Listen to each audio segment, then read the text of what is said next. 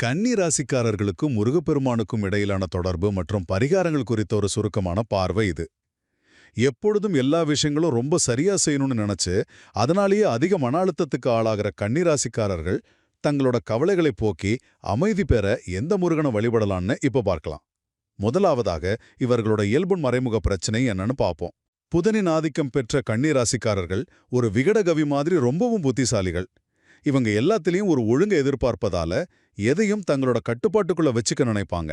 ஆனா தண்ணீரை கைகளால இறுக்கமா பிடிக்க நினைச்சா அது எப்படி நழுவி போகுமோ அதுபோலவே வாழ்க்கையை முழுசா கட்டுப்படுத்த நினைச்சா அமைதி நழுவி போகும் இல்லையா?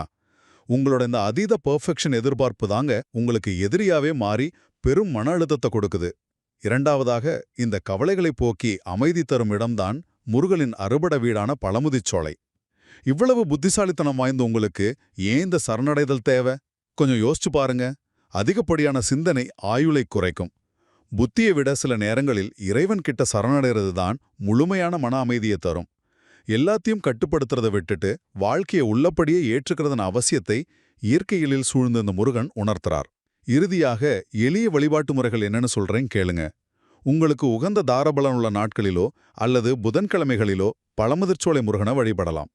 அங்க 5 நெய் தீபங்கள் ஏற்றி மலர்களால் அர்ச்சனை செஞ்சு ஓம் சரவணபவ அப்படிங்கிற மந்திரத்தை 11 முறை உச்சரிக்கணும். இறைவனை வழிபட தூரம் ஒரு தடையா என்ன? நிச்சயமா இல்லைங்க. வெளிநாட்டுல இருப்பவங்க நேரில் போக முடியாட்டியும் மனதார நினைச்சு இந்த மந்திரத்தை 11 முறை உச்சரித்தாலே போதும்.